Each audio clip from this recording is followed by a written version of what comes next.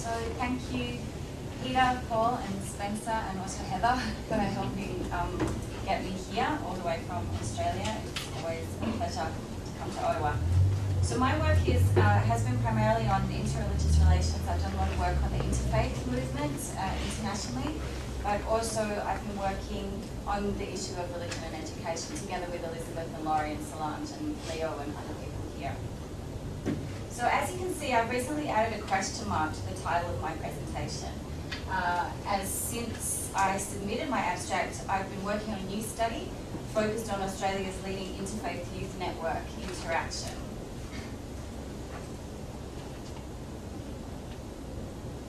So this study has looked at the views of these young, diverse Australians on views about their own religious and non-religious identity, and also their participation in interfaith activities, and also their views on religion and education. So this paper will examine youth religion and spirituality, focusing mainly on the first point of identity in Australia with reference to significant studies in the field and my own current study, which actually questions, and that explains why I've got the question mark now after whatever, is that the current study questions just how ambivalent and consumerist young Australians actually are when it comes to spirituality and religion. So in a recent special issue on migrant youth intercultural relations and the challenges of social inclusion, just published, which I co-edited with my Deakin University colleague, Becky Mansouri, for the Journal of Social Inclusion, we noted that young people are increasingly seen as the central protagonists in debates about social inclusion. And as Butcher and Harris state, young people have been the focus of both hopes and fears regarding the future of culturally and religiously diverse societies, as they are often simultaneously imagined as at the vanguard of new forms of multicultural nation building and social cohesion, and as those most inclined towards regressive nationalism, fundamentalism, and racism. The science similarly argues that young people are viewed as the cause, the victims, and also the potential solution to many social issues. And these views of culturally and religiously diverse young people dominate public, media, and policy debates that are often inflamed by international events and conflicts.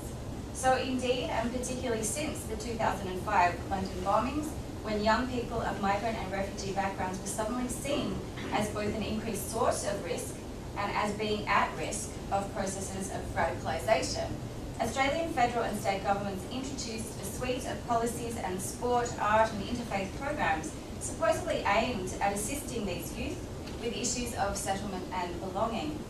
So public debate has intensified, and calls for similar programs have resurfaced recently in the last month amid concerns regarding young Australians' radicalisation by IS. So, however, an ongoing issue we and other scholars have identified is that many programs and policies aimed to assist culturally and religiously diverse youth with social inclusion are largely determined by adults. Yet spaces for meaningful political participation by youth, we argue, should ideally include input from the young people themselves at the level of design and also ongoing management of these projects. So these spaces are increasingly likely to be virtual, as young people are advanced users of online media who regularly connect with various virtual communities to express their opinions and conduct political debates.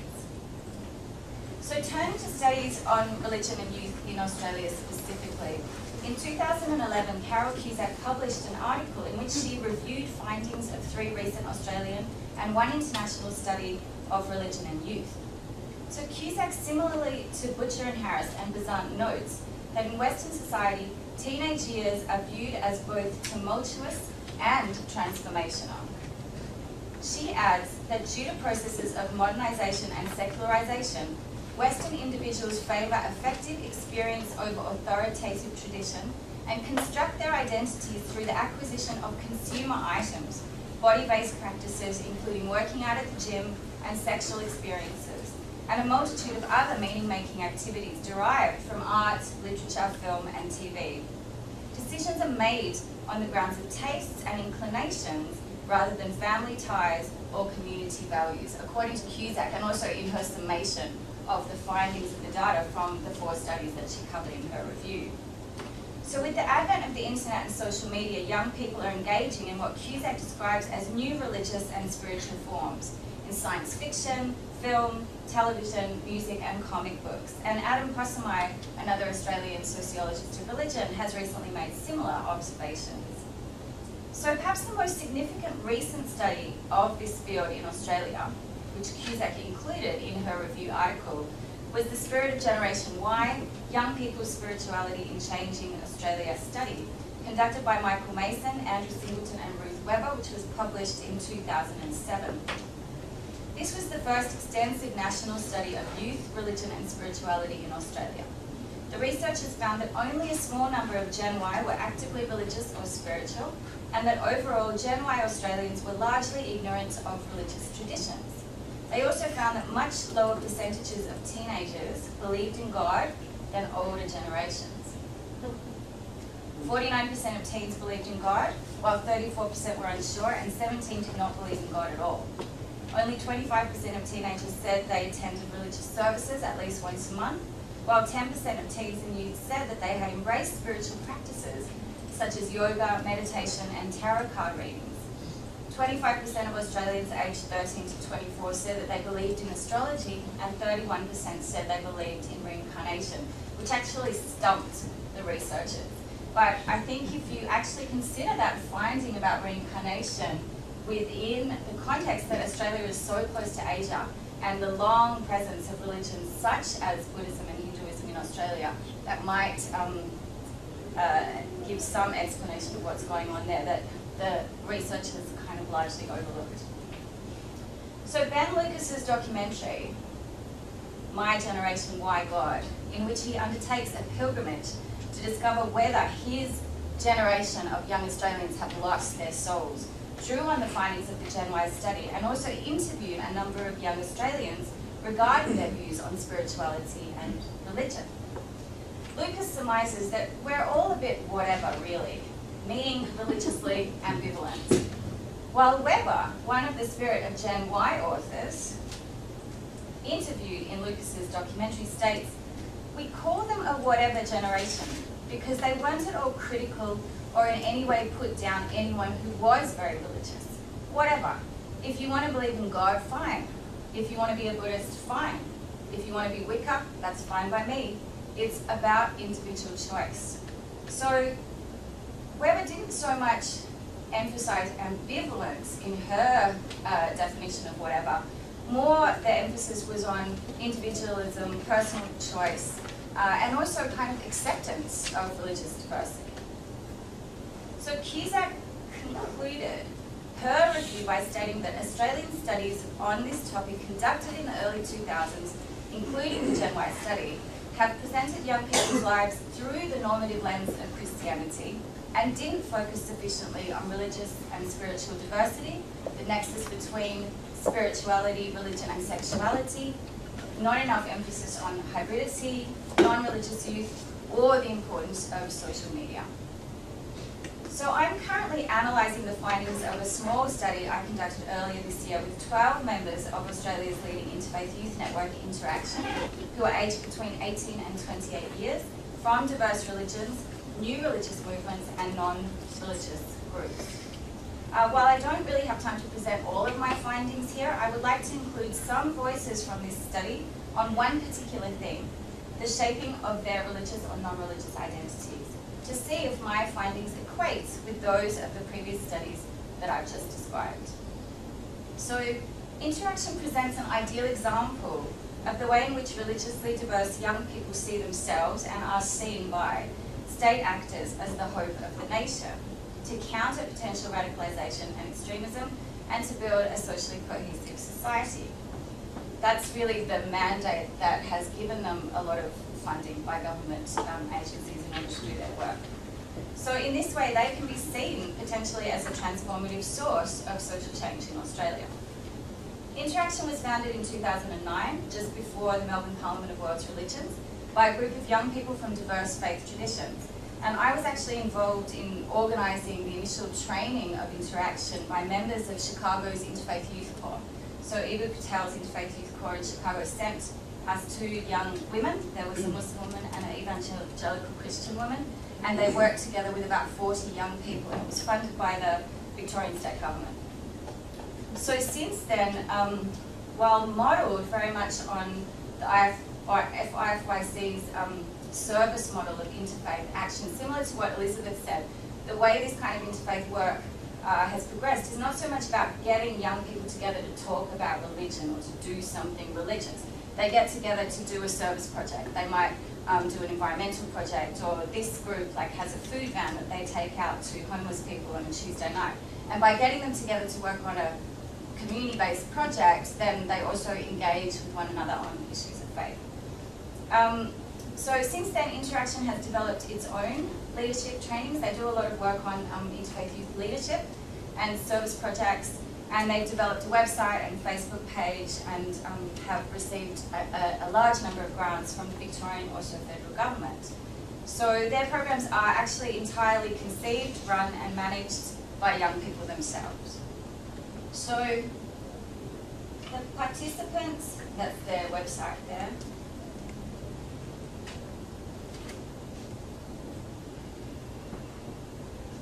So the participants in this small study included, from the traditional religions, 5 Buddhists, 1 Christian, 1 Hindu and 2 Muslims, 2 from new religious movements, 1 Hare Krishna and 1 Ekist, and 1 non-religious young Australian who self-identified as an atheist. And they were from a variety of low to high socioeconomic backgrounds. So this is a participatory action research project conducted in partnership with Interaction, and we recruited participants by sending an invitation through their e-list and posting an announcement on their Facebook page. We didn't purposely seek participants to have a representative sample across diverse traditions.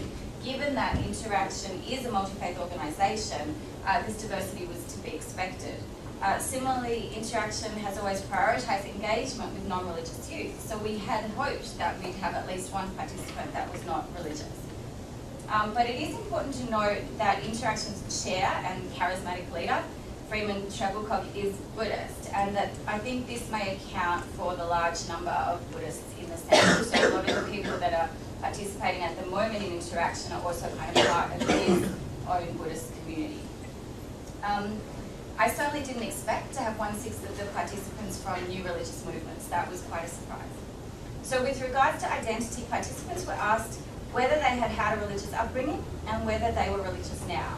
And so here are 5 shortened versions of some of the participants' stories. So Ben is Anglo-Australian and had a Buddhist upbringing, as his mother had converted to Tibetan Buddhism in the 1970s. He explained how that part of her identity really influenced our identity as a family. From a very young age, you are part of that religion. I don't know if I would say that I was from birth a Buddhist, but definitely there was Buddhism around me, and I showed an interest in it, and because of that, when I was 12, I guess I really became full-on involved in Buddhism. Ben ordained as a Buddhist monk when he was a teenager, and recently disrobed in his mid-20s. When asked if he was religious now, he answered, "To be honest with you, I've been moving away from the traditional monastic Buddhism, but I'm still definitely Buddhist. It is so much within me, I never lose that." Jackson is also from an Anglo-Australian background and said that my parents weren't particularly religious. I think they told me there were such things as God and heaven and hell and stuff like that, but we didn't go to church. I guess when I went to an Anglican school, I considered myself Anglican. It was kind of like choosing your sporting team, but I hadn't really thought deeply about what I was growing up. When asked if he was religious himself, he replied, "No, I am an atheist." Jackson explained how when I was 17 years old, the questions, is there a God? Was Jesus the Son of God? Is evolution true? All of these answers all of a sudden were very important to me. So I wanted to explore the answers. It sort of forced me to read a bit more about other religions, and then kind of arriving at my own conclusion, I guess that science was the best tool to figure out the reality of the world. I didn't think scripture was that reliable. So from there, I guess it was a journey through from indifference towards agnosticism towards atheism. I did a lot of reading online.